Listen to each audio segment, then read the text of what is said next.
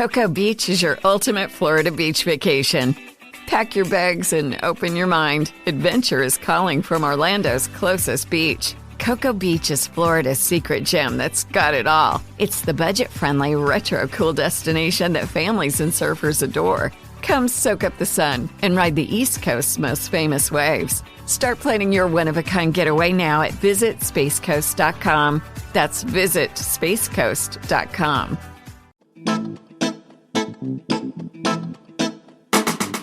Hello and welcome to History for Weirdos. We're your hosts, Andrew and Stephanie. And each week, we're going to take you on a journey into the strange, obscure, and relentlessly entertaining corners of human history. Now listen up, friends, because it's about to get weird.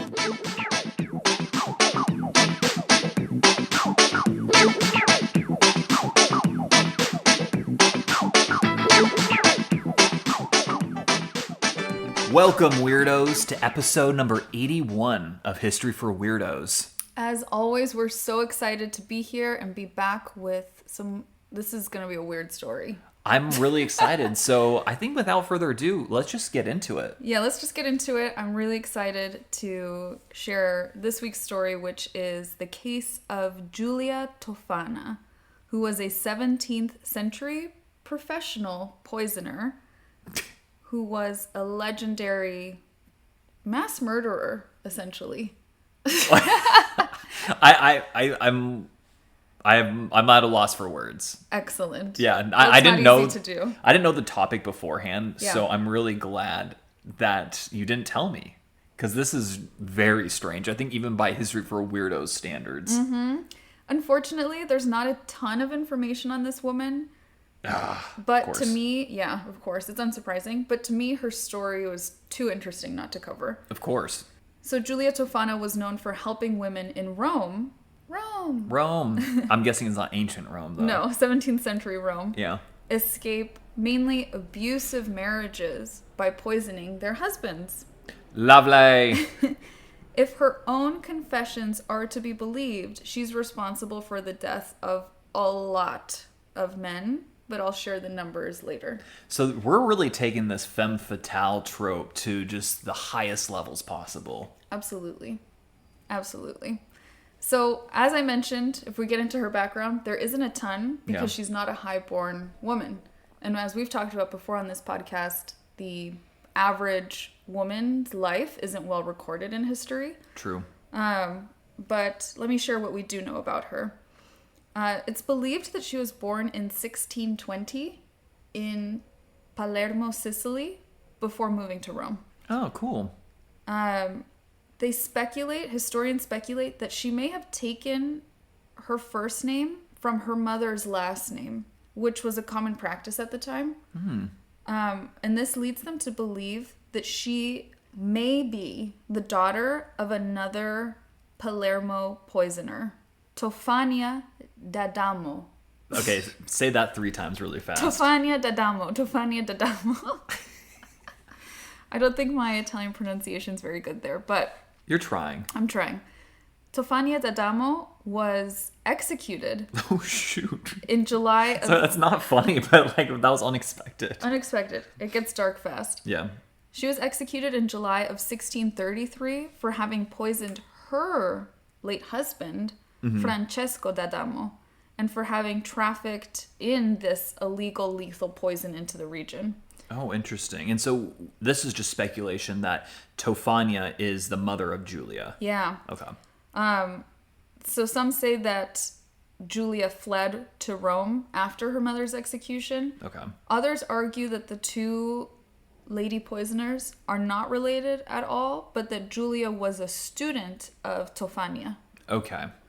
So there's at least some sort of connection between the two, like highly likely. Yeah, exactly. Either way, it seems that Tofania taught Giulia the tricks of the trade. Interesting. Whether that's through maternal line or just apprenticeship. Yeah, in Palermo, in the White Lotus, there's just a lot of stuff that's going down there too. So it seems like it's a hotbed for criminal activity throughout the centuries. Since back in the day, from the 17th century to White Lotus times. Yeah, exactly. Mm-hmm. And guys, I'm kidding about the White Lotus stuff. But it's a very good show. It's a very good show. If you haven't seen it, I'm sure you've heard about it. Everyone's talked about it, but it is very good. Yeah, especially this season 2. So, back to our story. Thank you. Giulia Tofana herself became a widow. We do not know if she poisoned her spouse or if her spouse died of natural causes. We don't have any sort of record there. Okay. But she had a daughter, and she and her daughter, whose name was Girolama Spara, moved from Palermo to Naples and then to Rome.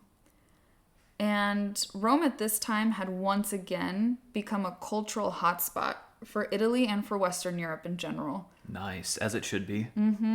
It was, and I think has since been, also a top destination for pilgrims of Catholic faith, right? Unsurprising. So there's a lot of art going on. There's a lot of Catholicism fun going on. Catholicism fun.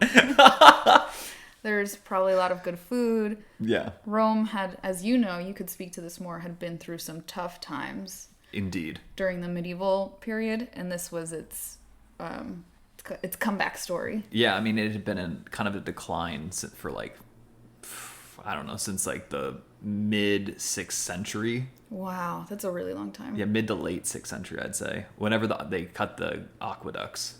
Oh, yeah. And so, like, this is almost like, 1,000 years later? It is like 1,000 years later. So it took a little while. Took a bit of time. For Rome to come back, but it did. And something else that was really popular in Rome at this time was the occult. Oh, like tarot cards, yeah? Yeah, tarot cards were, I think, very popular at this time throughout Europe.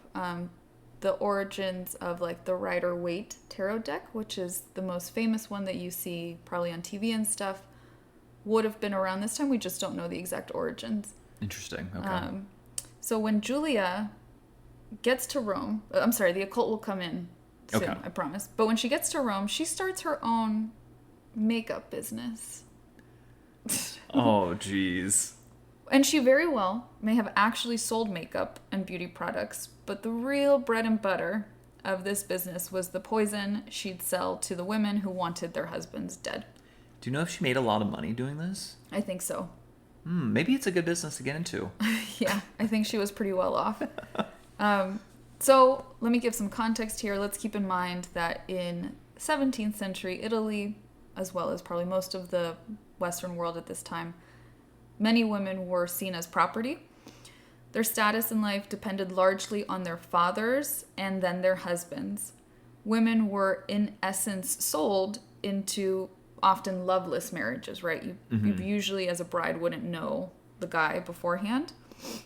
And they had few options for survival, which included marriage, which their life would then depend on their husband's income. Right. Sex work.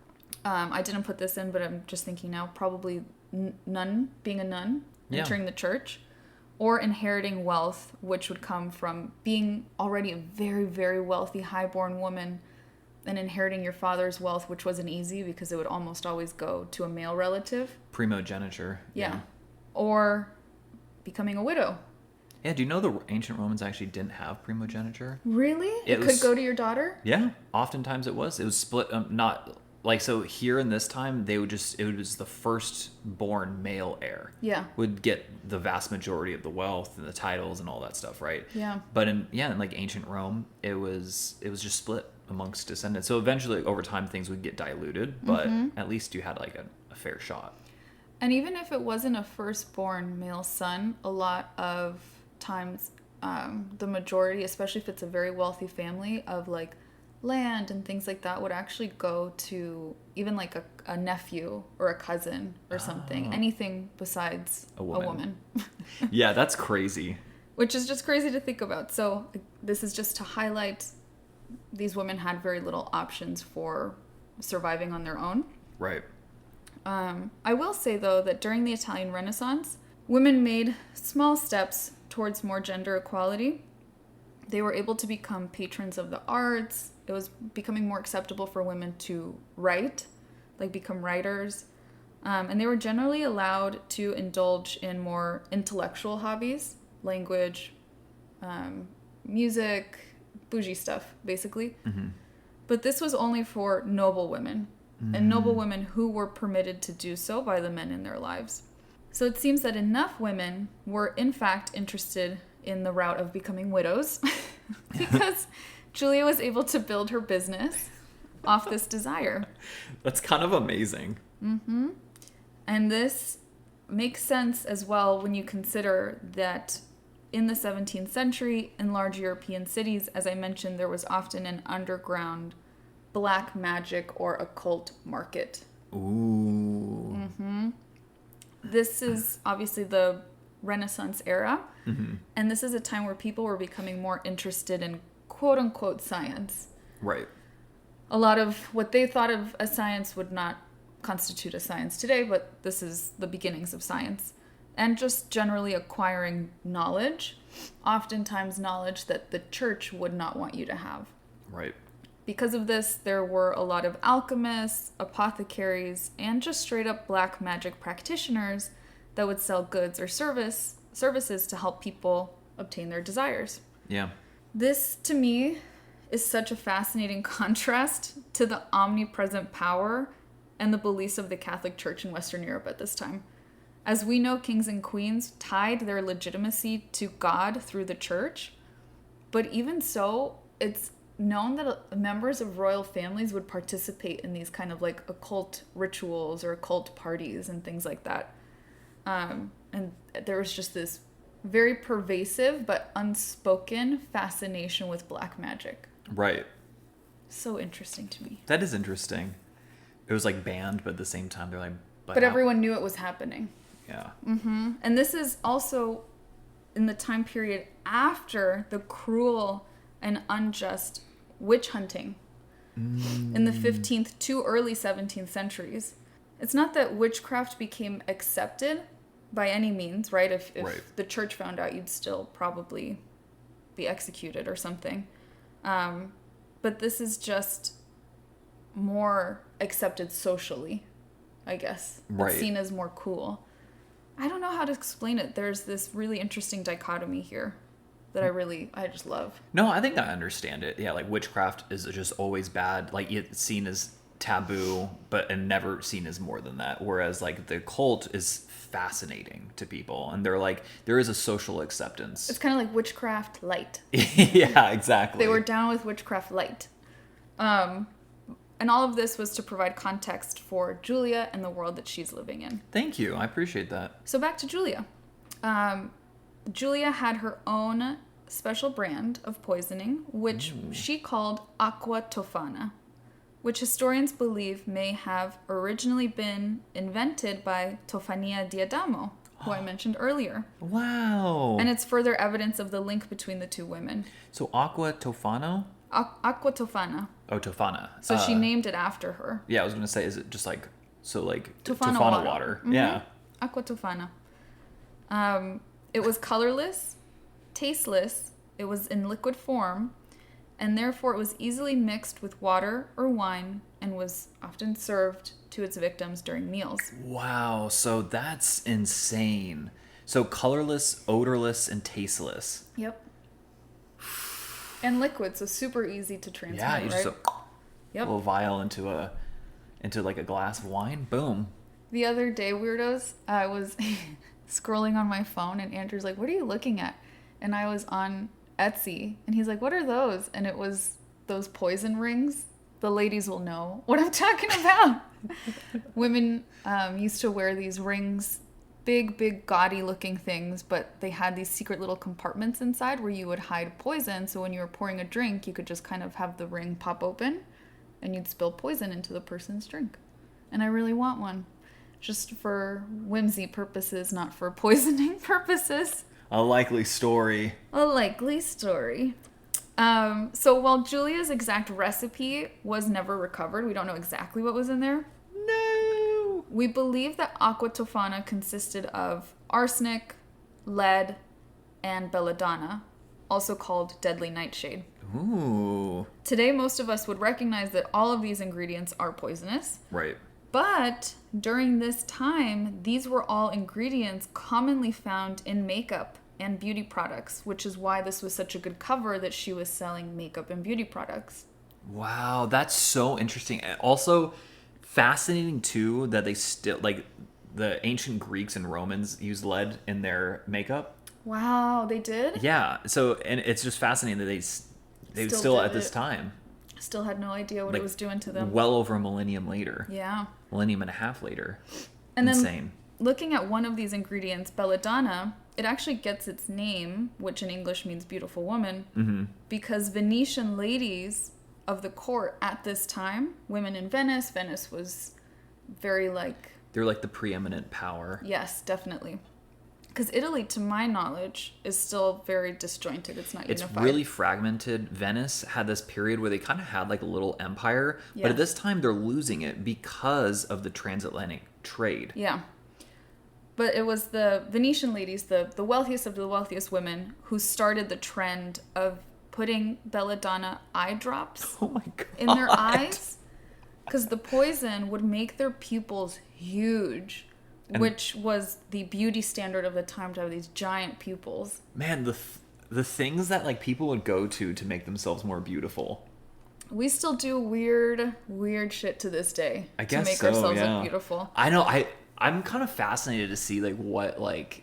Well, They're I mean, gonna we'll look be back dead, on. but like yeah, like hundreds years from now, what they'll look back on us now and be like, oh my God. I can't believe they did that. Probably the pesticides that we put in our food. Yeah, that's probably a big one. You're Yeah. right. Like, they ate that? Yeah, like I mean, They even gave that to their kids? yeah, like now, like we know, but we still do it. But like, I bet the more and more they research it, it's gonna be really bad. Yeah, I agree. It's always so interesting to me. Whenever there's like a new weird beauty trend, like one right now is, instead of getting like a facelift, doctors or nurses can put like threads under your skin and like pull your skin up from the inside. I feel like that's one that they're gonna look back on and be like, what the heck? Right. That's so not worth it. Or anything that comes out of goop.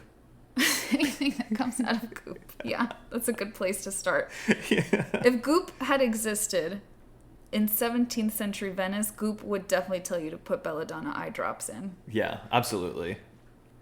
So back to our story. So again, these were very common ingredients, and they were very commonly used by women to make themselves, quote unquote, more beautiful. Mm-hmm. So the ingredients themselves were not suspicious in the hands of a woman. Right. And poisoning by aqua tofana mostly went undetected by victims or witnesses, as it was impossible to trace. Even when the victim had passed, there were no markers that they had been poisoned. It was slow acting, with symptoms resembling many natural illnesses. This poison was to be delivered over 4 doses. So it wasn't a one and done. It was 4 doses. Oh, well, that's even smarter, but also more risky. Definitely more risky, but it definitely makes it look more natural. Yeah. The first small dosage would produce cold-like symptoms. The victim would be very ill, by the 3rd dose. So dose 1 and 2, it looks like the person's got the flu. By the 3rd dose, it's looking pretty bad. And the symptoms by the 3rd dose include vomiting, dehydration, diarrhea, and just a general burning sensation in the digestive system. And by the 4th dose, they would die. Wow, so this is a rough way to go. It's not quick and painless. No, as it was slow acting, though, it allowed victims time to prepare for their death, including writing a will, which was great if you were about to become a widow after slowly poisoning your husband, and you could help him make any necessary adjustments to that will. Oh my God. Yep. So I have a fun fact here, but it's not that fun. Lovely. For a long time, it was rumored that Wolfgang Amadeus Mozart had been the victim of aqua tofana poisoning, because he claimed this on his deathbed. He said, "I've been poisoned by aqua tofana." However, there's no evidence to corroborate his claim, but I feel like that's the point of a good poisoning job. Right. Is that there would be no evidence. Exactly. So it's like, he very well could have. He could have been. Or he's just going crazy and he died. Yeah. Or he's just being a little paranoid. Who knows? Right. And then, not poisoned by aqua tofana, but I thought it was interesting that famous historical figures who've died by arsenic include Napoleon Bonaparte, Oh. Simone Bolivar, Oh. and Jane Austen. Oh. Oh my God. That's really interesting to me. So they all Wow, I didn't know that. Sorry, my mind's kind of blown right now. They, at the time, were unable to identify it as arsenic poisoning. We know this now because of studies done on their bone and hair. Oh, wow. Yeah, you can find the traces like of arsenic. Apparently people of their time periods, even all the way to Jane Austen, still had pretty regular exposure to it. So it's not rare to find some in their hair fibers, but they all had like excessive amounts. Right. So you're like, okay, they were poisoned. Yeah. So they knew like that arsenic was poisonous. Yeah. Okay. But they were still using it for lots of fun stuff, I guess. I don't know. Yeah, I don't know either. I'm racking my brain, but I don't get it. Like with lead, actually it kind of makes sense because one, they didn't know it was poisonous. Two, right. It's actually sweet tasting. So people, oh really? Yeah. So like with even up until the 19th century, lead was used in pipes, and people would report that it tasted. It made the water sweet. Made the water sweet, specifically like plums. Oh my gosh. And also, that's why on the periodic table of elements, the symbol for lead is Pb. Look at you coming in with the fun facts. I know, right? Look at that. Oh my god, that's so cool. I didn't know that. Yeah, so it apparently tasted sweet, and that's why the Romans like never thought much of it. Right, they used because in their pipes. You'd think that our bodies would taste poison and have it feel bitter. Right. Or icky in some way, but not sweet like plums. Exactly. In fact, like it was desired, and so I think that's what's so interesting. And again, like I mean, like the ancient Romans, even like Victorian. I know Victorian era here in the United States, we still had lead pipes. Absolutely. I don't know like if it lasted into the 20th century, but I just know that it lasted, for literally thousands of years. Yeah, that's nuts. So yeah, that's one ingredient that apparently Giulia Tofana knew it was poisonous though, because she was using it. Arsenic they knew, and belladonna I don't know actually if I'm sure they knew that in certain larger quantities it was poisonous. I've heard of nightshade like mentioned in like historical context before. Yeah. So they knew it was poisonous, but maybe in small doses though, like it just makes your pupils massive, which right. is so hot. So hot right now. Yeah. Okay. Zoolander, Yes. Back to the story. Oh no, Hansel. I'm sorry. It's Hansel so hot right now. Okay. Back to the story. So, with the help of her daughter and a group of reliable women, Tofana gained a reputation as a friend to troubled women. Her group consisted of about 6 poisoners who may have also recruited a local Roman priest, Father Girolamo probably, to help them out. It's generally believed that the priest supplied the arsenic for the poison, and Tofana and her crew would then make it into, quote, cosmetics for their customers. And her business did well. Nice. If anyone were to get suspicious as to how this woman suddenly had so much money if she didn't have a husband, all she'd have to do was show them the bottles of Aqua Tofana, a very popular, trendy face oil for women in Rome. Interesting. This oil was presented in a small glass bottle with an image of St. Nicholas on the front packaging, and this way it would blend in with the rest of a woman's cosmetics. Tofana's business in Rome was successful for decades, and she was loved by many, especially women, but apparently she was just well loved in her community. Mm-hmm. And she had friends of women who were both very, very poor and very, very wealthy. Oh, wow. Until one day, her poison empire came toppling down thanks to a bowl of soup. Wow. Okay, I'm assuming you're going to go into it. Yes. Imagine you just ended the episode right there. Figure it out from here.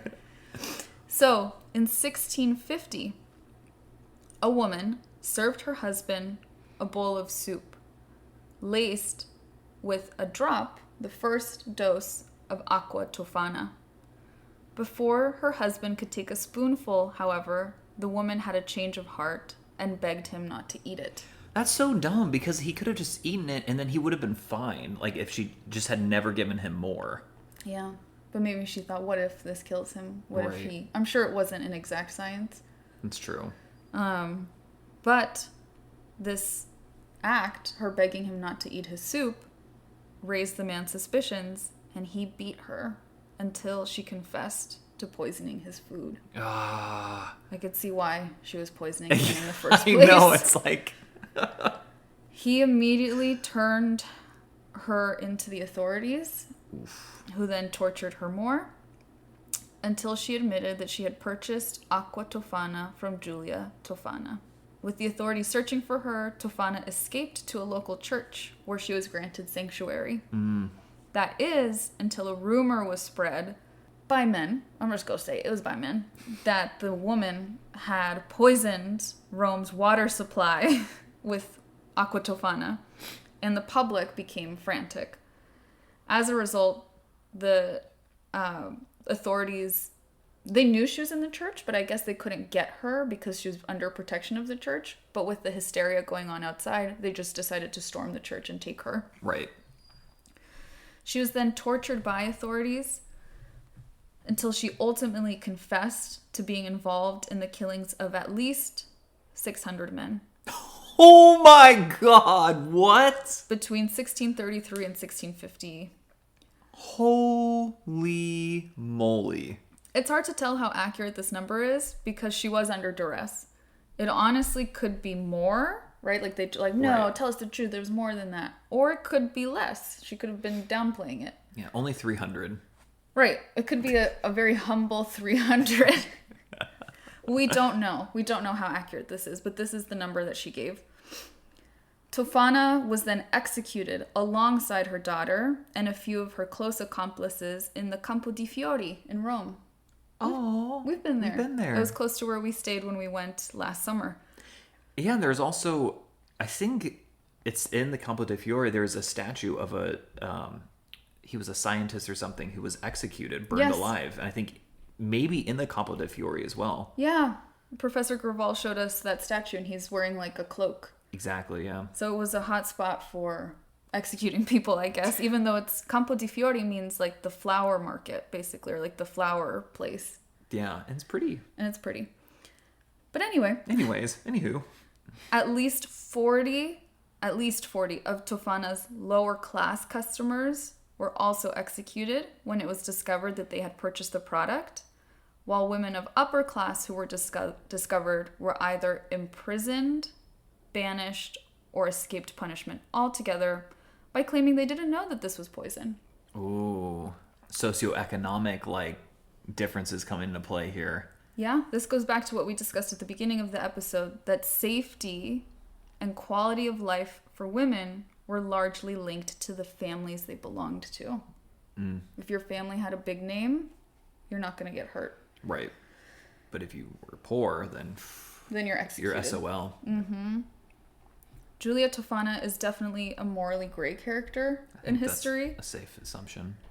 but those often seem to be the most compelling ones. Absolutely. Murder, especially at this scale, is not something I'm condoning by any means. It is, however, I think, understandable that with high exposure to trauma and very few options and resources, that this would happen. Stephanie, the social worker, comes out to play. I can't help it. I just think it makes sense that people, all kinds of people, would eventually go to lethal means for freedom. Right. So I agree. I think that makes sense. Yeah. I think we can all agree, though, that it's a fascinating story. And even though she was caught and executed, she left a lasting legacy because her story comes up over and over again in kind of like the public psyche. People rediscover this story and get super fascinated by it because she just got away with it for so long. Yeah. And that, my lovely weirdos, is the story of Giulia Tofana.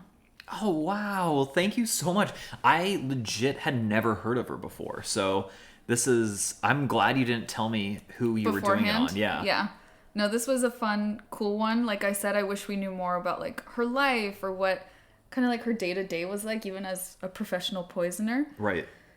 but just too weird not to share with the weirdos. Yeah, exactly. You know, I love that we're focusing on women, obviously during Women's History Month, and especially what I really like is, not to toot our own horn too much. We're really going into like the depths of like, women that are not talked about nearly as much as they probably should be. Yeah, and it's not even necessarily like good or bad. Yeah, to exalt her, like, oh, look.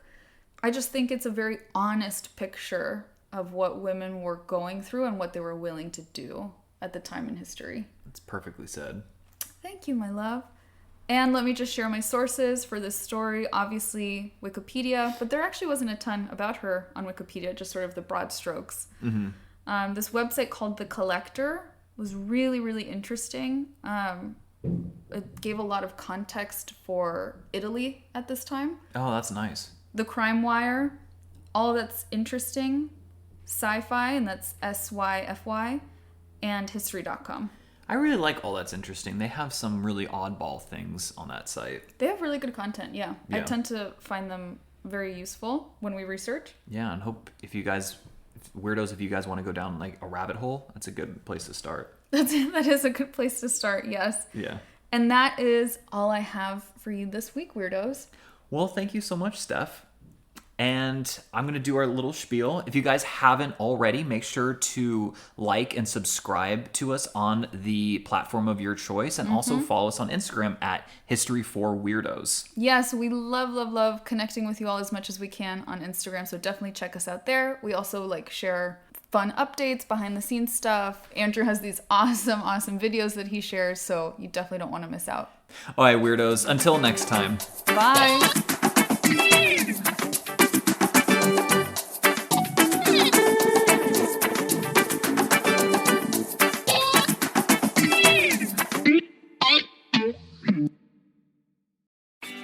Cocoa Beach is your ultimate Florida beach vacation. Pack your bags and open your mind. Adventure is calling from Orlando's closest beach. Cocoa Beach is Florida's secret gem that's got it all. It's the budget-friendly, retro-cool destination that families and surfers adore. Come soak up the sun and ride the East Coast's most famous waves. Start planning your one-of-a-kind getaway now at visitspacecoast.com. That's visitspacecoast.com.